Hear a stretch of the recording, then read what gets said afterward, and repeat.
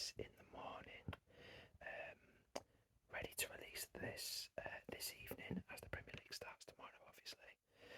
So I've left it as late as I could. I had actually recorded this video already last Friday and uploaded it to YouTube, ready to release.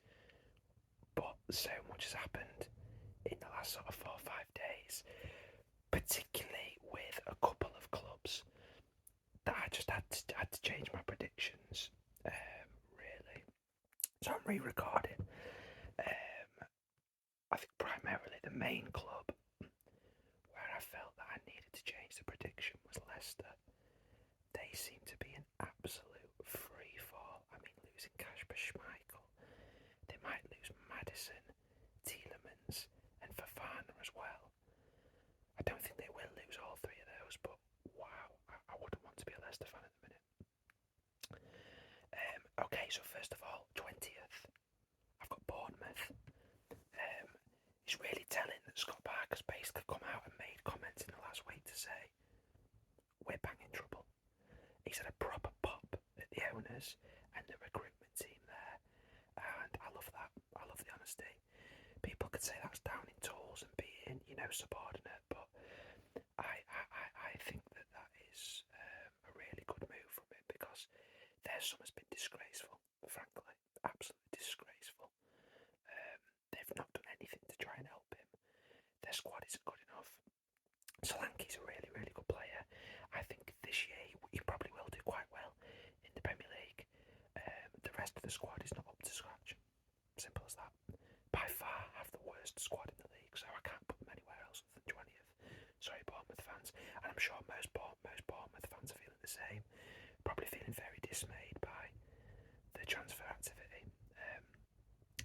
19th, some people are going to find this a controversial one, but I've gone for Leeds. I don't think that Jesse Marsch is a very good football manager. I think that he is far too aligned to Rangnick, and Rangnick ball. A lot of the other Red Bull types who've been influenced by Rangnick have gone and done their own thing. He's too closely aligned to how Rangnick plays for me. He's a proper disciple, and I think that will be his undoing. I don't think it works in the Premier League. They've lost Phillips, they've lost Rafinha. I'm not sure how well Bamford will do under Jesse Marsch. I think that's a problem. I don't think they've recruited for the striker position to support him. And there's risks there, He's gone for players that have never played in the Premier League. Christensen, Tyler Adams, Sinistera, Brendan Aronson. How will they adapt to the Premier League? So, yeah, I think it could really unravel for Leeds, and I've got them finishing 19th. 18th, this one was a really big toss-up for me. I was very unsure. I've actually gone for Fulham. I think that Mitrovic will have a decent season. I think Kevin Mbabu's got a lot to prove after it not working out for him at Newcastle. Obviously, they're looking at many centre-backs at the minute. They need to get one in. You cannot have Tim Ream starting again in the Premier League. He's just not up to scratch at all, particularly not at 34. But as of right now, I've got Fulham going down. 17th, I've gone for Everton. I think Frank Lampard is the worst manager in the Premier League by far. I think he's tactically inept. All them GCSEs obviously haven't done him very good in terms of a footballing brain. I don't rate him at all. They still haven't recruited a centre midfielder. A DM. They desperately need a DM. And they haven't got one.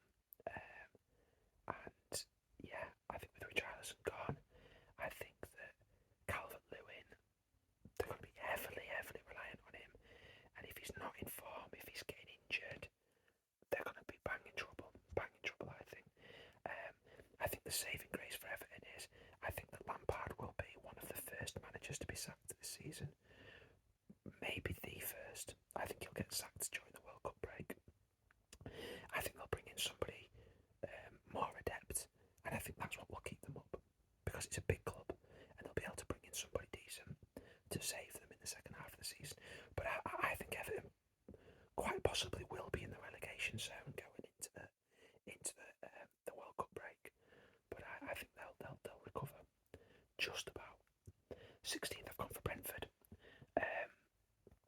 Now, what's telling about Brentford? Up until a couple of days ago, I was unsure about whether they might go back to the 3-5-2, which obviously the start of last season did them well, but then people kind of figured it out and they were going down. They were in a horrendous form, and then obviously Eriksen's come in and saved their season when they switched to the 4-3-3, and he was the linchpin in that system. They've gone and signed Mikkel Damsgaard. Or they look like they're about to, or they might have already gone through as a deal now. He is not an adequate replacement for Eriksen whatsoever. And I think if they're looking at the 4-3-3, and they're looking at Damsgaard to try and be the creative hub for them within that, I think they'll be bang in trouble. I think Brentford will survive again just about on the basis that there's worse teams than them with bigger problems. And I think Tony will second season in the Prem, I think he'll get him some goals. I think they've got some good centre backs. Aaron Hickey's a really good signing. Creativity is the main issue for Brentford for me. But yeah, I think there's just worse teams than them. Southampton, I've got them 15th. So Southampton's an interesting one. I mentioned this in my transfers video regarding Southampton. Will a lot of these youngsters go straight into the first team? I'm not sure. The likes of Bazunu, I just don't know if they'll go straight into the first team. So they spent a lot of money on what could be backup players. I think Joe Aribo is looking like they might play him wide, which could work out really well for them, I think.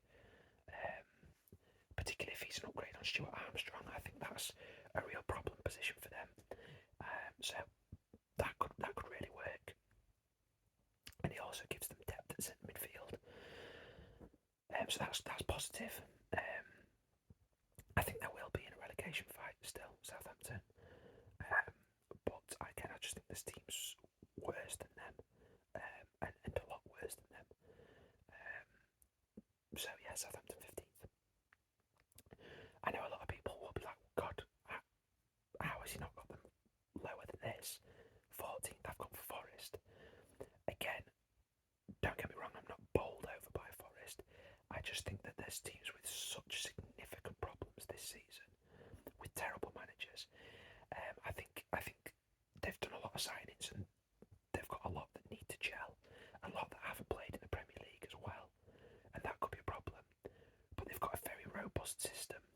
They've got players that have been signed for this system and recruited well for the system, on paper of course, and they've got an absolutely excellent manager. I think Steve Cooper's an excellent manager. So yeah, I think it all works out for them. I think Diego Awanigi, I think he will hit the ground running. I've just got a really good feeling about him in the Prem. Brennan Johnson, I think he's ridiculous. For me, he will not be at Forest next summer. He will get snapped up by somebody big. I think he's going to have a big season. I think Lingard in behind those two will have license to roam and make things happen. And I think that's a formidable front three. I really do. And that's a better front three than any of the teams below them. Any of them. I think they've got functional, hard-working centre midfielders that will do well. That give the front three license to do well. I think they've got good centre-backs. Niakate's unproven in this league. However, they can shuffle him out the back and go back to their previous three from last season, who I think are a good three. I think that Nico Williams is an absolutely superb signing. So I think Forest will do well. I really do. I think they'll be this year's Brentford. Yeah, that's me. 13th. I've gone for Wolves.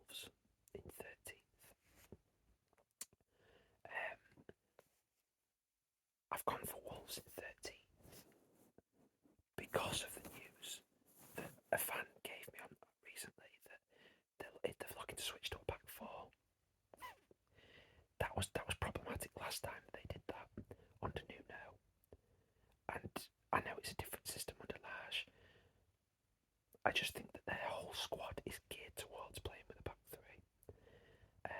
And I think playing Collins and Kilman, their back four might be alright. To be fair, I think it's then the rest of the team potentially that loses its fluidity. I think Neves and Moutinho. I think Moutinho is getting on. He really is getting on. I worry about goals for the Wolves as well. I really do. So yeah, but still, teams much worse than them. I don't think they'll be in the relegation fight. I think Forest and below is in the relegation fight. 12th, I've gone for Palace. Now I did to and fro between Palace and Wolves. Which one goes 13th? Which one goes 12th? I have gone for Palace. I think Vieira will look to build on this, on things in his second season. I think having Eze back to fitness is big for them. I think he's a really good player. I think they've got options up front now, and I think they can make things happen. I think that they can make things happen, and 12th. Okay, it's only one position above where they were, but the teams above them are very, very good. That's what they're a victim of, Palace. So I think that 12th will be a really good season for Palace. 11th, I have gone for Brighton. I think that Brighton's main issue this season is going to be replacing Basuma. I think that's a problem for them. I know people are really excited about Moises Caicedo, and so am I. He's not a like-for-like replacement. They have some similar qualities, but he's not as defensively sound. And Jakob Moda's injured. Where does the defensive stability in that midfield come from? That's the concern for me. Pascal Gross is incredible in terms of his progressive passing. Where does the defensive stability come from in that midfield now that Basuma's not there? That's my cause for concern for Brighton, and why I've got them a little bit lower than last season and not kicking on even further. They have got Graham Potter though, and I do trust him to make things work. 10th then, I've now got Leicester. I had Leicester at 8th, I've now got them at 10th. I could see Leicester finishing lower than this. I really, really could. I think we're reliant here with Leicester on Rodgers' quality. I do think he's a very good manager, and him steadying the ship. And they do have a lot of quality in that squad still. So whilst they're losing very good players, they've got a lot of quality. Who are they going to replace Schmeichel with? They're rumoured with Albon Lafont, who I think is a good player, but where are they going to get the money from for Albon Lafont? Schmeichel's left for $1 million. Will Albon Lafont hit the ground running in the Premier League? The chances of Leicester being able to sign somebody that is as influential and as good as Schmeichel are slim. So they're already up shit's creek there. They're not in the position that they were in the goalkeeper. If Fofana leaves, I massively worry about Evans and Soyuncu as a partnership. And they probably will go and get a replacement. They're not going to have the money to spend, and they will not get a replacement as good as Fofana. So they won't. If they lose Tielemans, the same thing applies. If they lose Maddison, absolutely the same thing applies. So yeah, Leicester could be in for a rocky season. They could finish lower than 10th. I'm fancying Rodgers to have the wherewithal to steady the ship though. And do you know what? I think if they lose Schmeichel and they lose one of those other big three and he gets 10th, I think that's a good season. I think that is a good season. I think he'll have done a cracking job there. And yeah, he should be praised if he manages to do what I'm predicting him to do. 9th, I've gone for Villa. I'm not overly excited by Villa. I don't think Villa are great. I don't think Gerrard's a good manager. Really, I don't think he'll prove himself to be a good manager. I think losing Michael Beale was a problem for them. But I think that they're fortunate. They've got teams with Wolves have got problems. Brighton have got some problems there with Basuma. Leicester have obviously got problems. So I'm bumping Villa up to 9th. But yeah, I'm not massively impressed by Villa. 8th, I've gone for Newcastle. Again, Newcastle have kind of been fortunate with the Leicester situation for me. I had Newcastle lower than that, but Newcastle in 8th. I think Eddie Howe's a really good manager. I think their recruitment's been good. Yeah, I've got them in 8th. I then think there's going to be a bit of a gap. I think there will be a good few points gap from Newcastle in 8th to West Ham in 7th. Their recruitment's been incredible. They're really going for it. I rate it. Their recruitment's been good as well.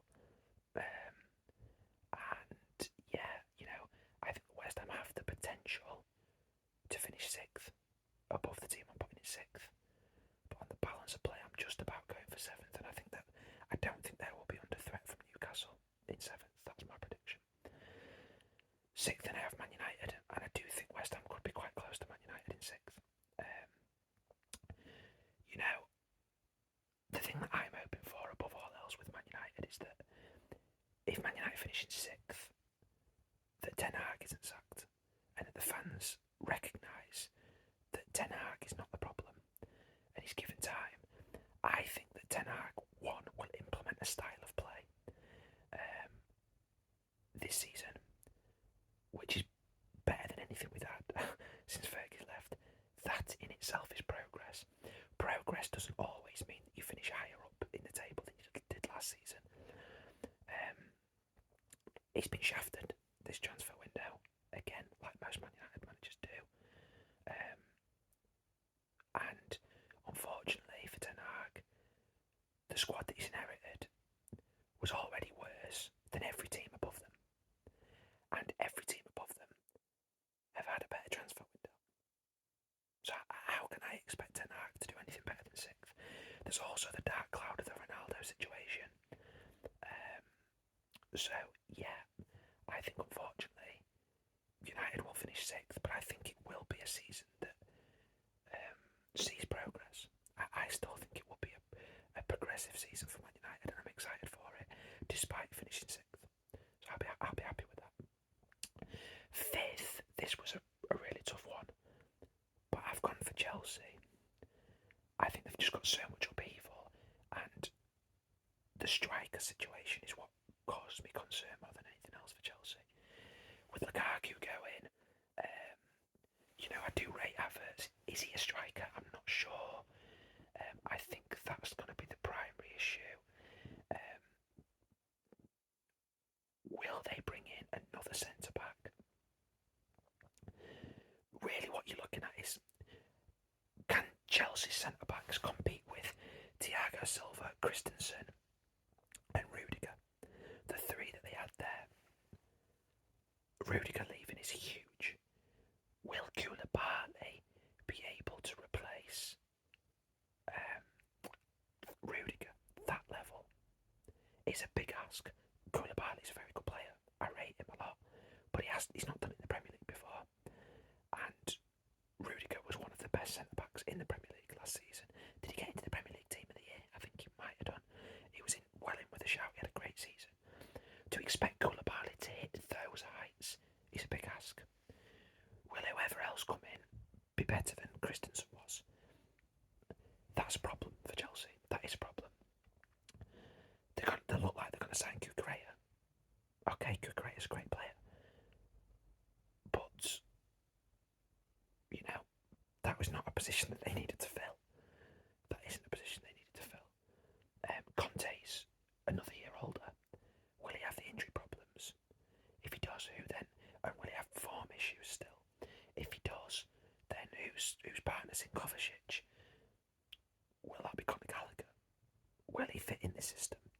Will he be given the game time? These are questions. Sterling, will he adapt to this system? I think Sterling's a very good player.